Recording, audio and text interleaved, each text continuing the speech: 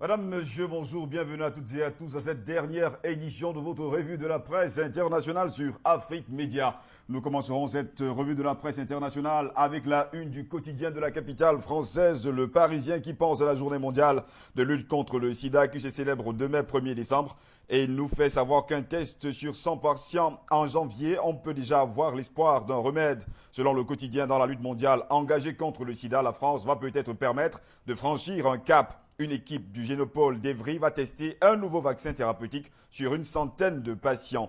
Pour certaines personnes et surtout certains observateurs et scientifiques, ce vaccin pourrait être le bon. Parlant du sida, le journal du Centre rapporte que la Nièvre est toujours dans l'action. 173 malades sont actuellement suivis par les services de l'hôpital de Nevers. Le quotidien souligne quand même un relâchement et note qu'en 2010, 7 malades sont décédés à Nièvre, dont 4 n'avaient pas été dépistés. Le journal du Centre, dans sa page 54, est revenu sur la loi cadre pour l'égalité homme-femme et relève que le gouvernement français réunit aujourd'hui un comité interministériel aux droits des femmes, le premier du genre depuis 12 ans, afin de plancher sur la parité. Le plan devrait s'articuler autour de 3 axes: lutte contre les violences, lutte contre le sexisme et le changement de la vie quotidienne des femmes. C'est-à-dire en tout cas dans les colonnes du journal du Centre qui est un quotidien français.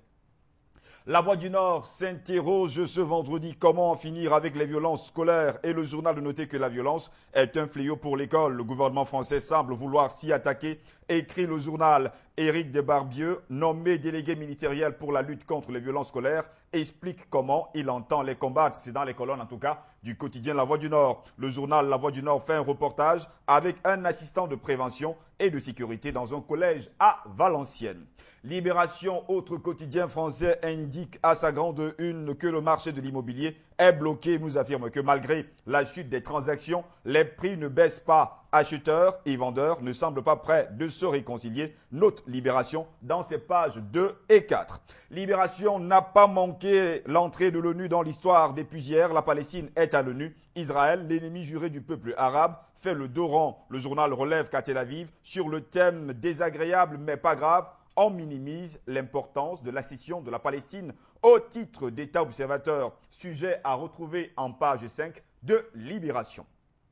Le quotidien catholique La Croix s'est intéressé également dans sa livraison de ce vendredi à l'immobilier religieux et nous affirme que c'est une nouvelle vocation, selon le journal, pour utiliser au mieux leurs propriétés. Des congrégations religieuses développent des projets innovants d'utilité sociale. Le journal relève que le 4 décembre prochain, les bénéficiaires du monastère de Notre-Dame de Jouarre, Seine et Marne, signeront le contrat par lequel elles céderont une aile de 1000 mètres carrés du bâtiment et une partie de leur parc, c'est-à-dire en tout cas dans les colonnes du quotidien catholique La Croix.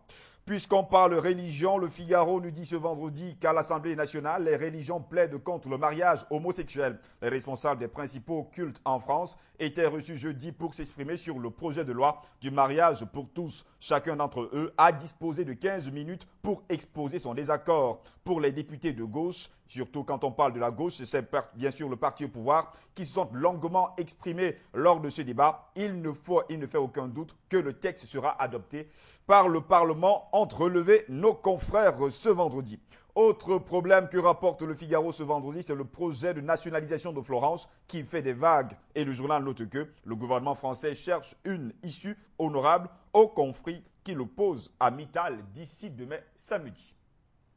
Le quotidien de Grand Toulon Var Matin affirme que dans cette région, le chômage frappe durement les cadres. Malgré leur diplôme, le nombre de demandeurs d'emploi augmente dans ce département. Le journal fondé par Jean Jaurès, L'Humanité, a noté la fin du Code du travail selon le MEDEF. L'Humanité décrypte pour vous le projet patronal dans les négociations en cours. Le Monde ne rate pas la bataille pour l'UMP et fait une autopsie d'une droite en crise. Selon le journal, Jean-Louis Borloo et Marine Le Pen espèrent tous deux tirer parti de l'implosion de l'UMP. Cette bataille, Le Monde note qu'elle excède de l'ex-chef d'État français, Paul-Stéphane Nicolas Sarkozy. La gauche redoute d'en pâtir. Le Monde s'interroge. Le bonapartisme remis au goût du jour, la droitisation de l'électorat n'est-elle qu'une illusion? Et la dernière question, l'Europe est-elle post-démocratique? Toutes ces réponses se retrouvent dans les colonnes du quotidien français Le Monde.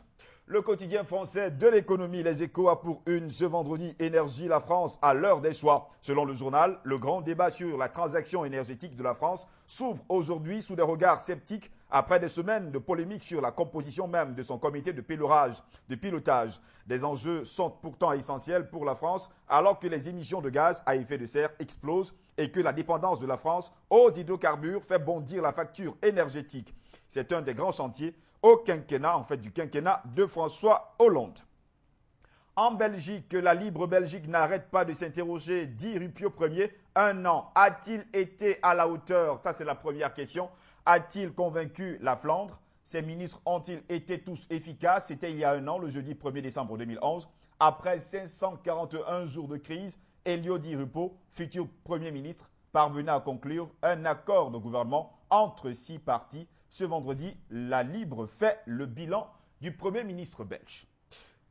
On va continuer avec un autre quotidien belge. Cette fois-ci, c'est le Standard coupé dans son élan, peut-on lire. À la une de la dernière heure Belgique, selon le journal belge, si Mircea Retnic espérait soulever la coupe en tant qu'entraîneur, comme il l'avait fait comme joueur en 1993, eh bien, c'est raté. C'est-à-dire, en tout cas, dans les colonnes du journal de la Belgique, bien sûr, c'est la dernière heure.